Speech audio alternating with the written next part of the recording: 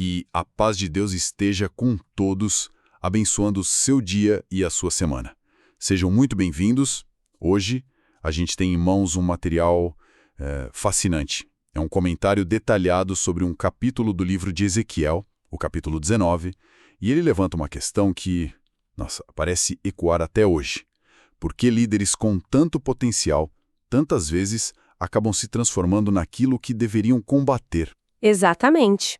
O nosso mergulho hoje é para tentar entender como o profeta Ezequiel, há mais de 2.600 anos, usou duas metáforas, assim, poderosíssimas. A da leoa e a da videira, né? Isso. A leoa com seus filhotes e a videira. Ele usou isso para diagnosticar a queda de uma nação. A missão aqui é desvendar esse lamento, que é quase um estudo de caso, sabe, sobre como o poder pode corromper E levar à autodestruição. exatamente. Hino de lamento. É assim que a nossa fonte descreve. E já começa com uma imagem de impacto que prepara o terreno para uma história bem sombria. Sim. Vamos começar então com a primeira parábola, a da leoa. A dinastia real de Judá é a leoa e os reis são os leõezinhos. Isso por si só já é uma imagem muito forte. É uma imagem genial porque ela subverte totalmente as expectativas, né? Como assim? Naquela época, no Antigo Oriente Próximo, o leão era o símbolo máximo da realeza, de força, de poder.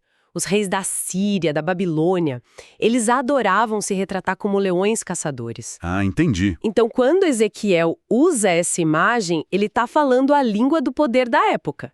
Só que aí ele vira o símbolo de cabeça para baixo. Então, em vez de ser um símbolo de orgulho, de um poder nobre, ele usa para contar uma história de decadência.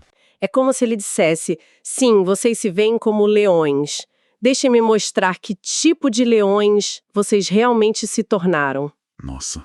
A leoa mãe, que é a dinastia, cria seus filhos, os reis, e eles se tornam predadores vorazes.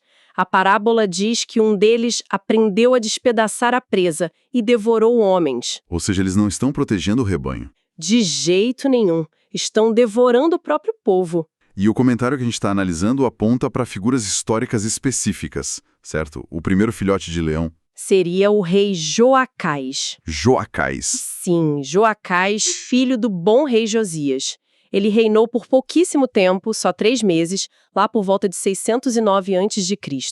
E a história dele termina de forma abrupta e trágica. Ele é levado prisioneiro, não é? Isso, capturado e levado prisioneiro para o Egito, onde ele morre. Foi um choque tremendo para a nação. Um sinal claro de que a independência deles estava no fim. O fato dele ter sido levado para o Egito é bem significativo, né? Tinha todo um jogo de poder acontecendo ali. Sem dúvida. E isso adiciona uma camada de tragédia.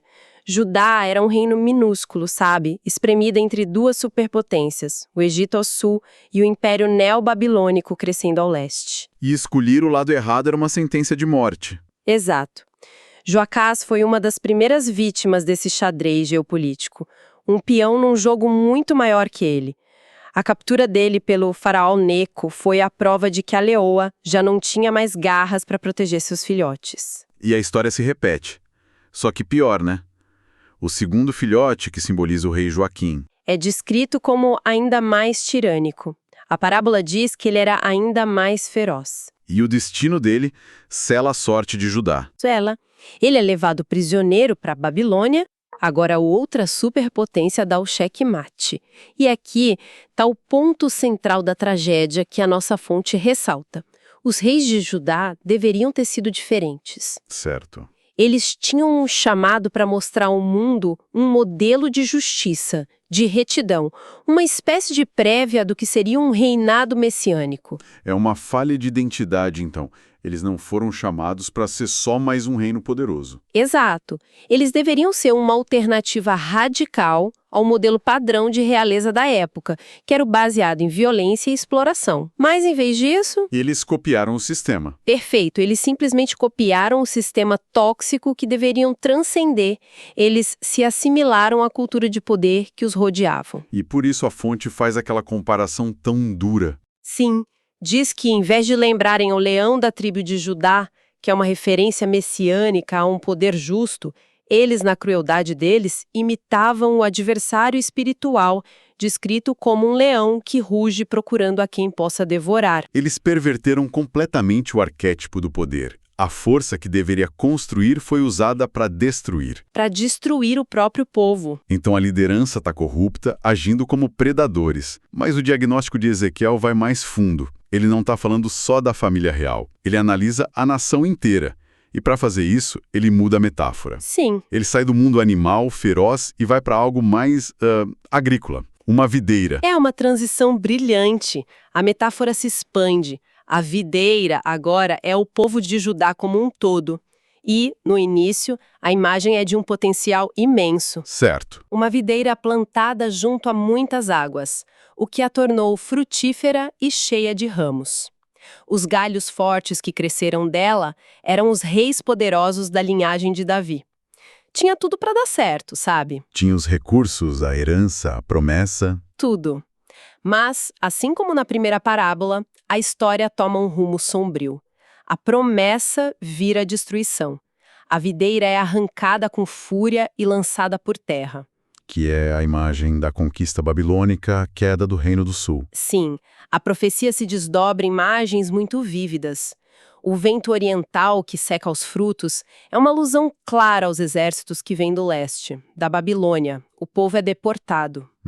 Mas o detalhe mais devastador, o ponto nevrálgico de todo o lamento, está no que acontece a seguir. Que seria o fogo. Exato. O fogo que consome o que resta da videira.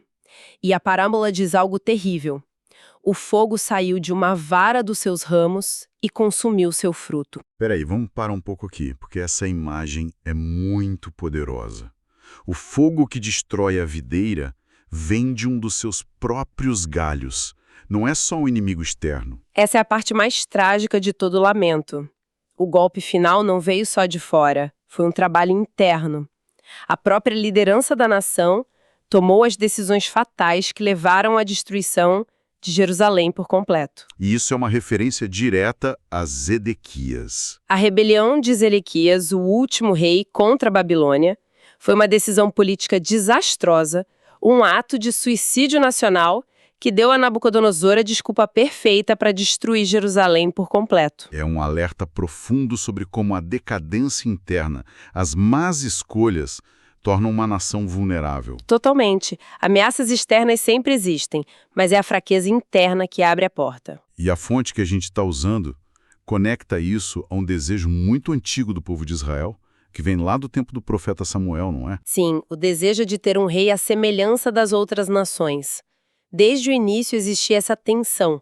Eles não queriam um líder que dependesse de Deus. Queriam um rei que fosse um símbolo de poder político e militar. Um rei com exércitos, com carros de guerra, como todo mundo. Como todo mundo. E no fim das contas, foi exatamente isso que eles conseguiram. Tiranos que se pareciam com os reis pagãos e que levaram a nação à ruína. A semente da destruição estava plantada nesse desejo original de imitar o mundo. Então, quando a gente junta tudo, o que temos? As duas parábolas, a dos leões predadores e a da videira que se auto-incendeia, elas apontam para a mesma conclusão. A mesma. Uma falha catastrófica e completa da liderança. E o comentário, então, conclui com uma reflexão que... Nossa, parece que foi escrita para hoje. Uma reflexão totalmente atemporal. Afirma como é extraordinariamente difícil para uma pessoa exercer poder sem se deixar corromper por ele. O poder tem uma capacidade quase mística de transformar.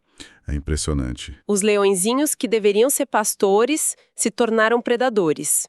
Os galhos fortes que deveriam sustentar a videira se tornaram a fonte do fogo que a consumiu. Aquilo que deveria ser a fonte de força e proteção se tornou a causa da própria ruína. Exatamente. E o texto não para no diagnóstico, né?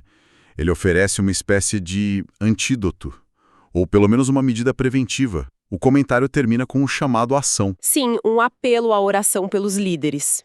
A fonte usa os termos bíblicos, presbíteros, anciãos, mas a aplicação é universal, para qualquer pessoa em posição de autoridade, né? Certo. A ideia é orar para que a autoridade moral que receberam de Deus não se transforme em orgulho, para que eles não se tornem tiranos. O que, no fundo, levanta uma questão sobre a própria natureza da autoridade. O que Ezequiel está mostrando é que existe mais de um modelo de poder. Com certeza, as parábolas mostram de forma muito clara que a liderança que imita o poder do mundo, um poder baseado na força bruta, na exploração, na tirania, leva inevitavelmente ao colapso, à destruição. E a alternativa seria? A verdadeira autoridade sobre essa perspectiva seria o oposto, exercida com humildade, com espírito de serviço, com justiça. Um poder que reflete o caráter de Deus, não o dos tiranos da terra. Uma análise realmente profunda e sóbria sobre poder, corrupção e as consequências trágicas da má liderança. Tudo isso extraído de duas metáforas de quase 3 milênios atrás. Isso nos deixa com uma reflexão final, que vai além do texto. A fonte sugere a oração como o caminho para que os líderes não se tornem tiranos. Pensando nos dias de hoje, para além da fé, que mecanismos práticos, que disciplinas pessoais, que sistemas de prestação de contas podem ajudar as pessoas em posição de poder a evitar as mesmas armadilhas antigas que derrubaram os príncipes de Judá há milênios? Que Deus abençoe todos os ouvintes.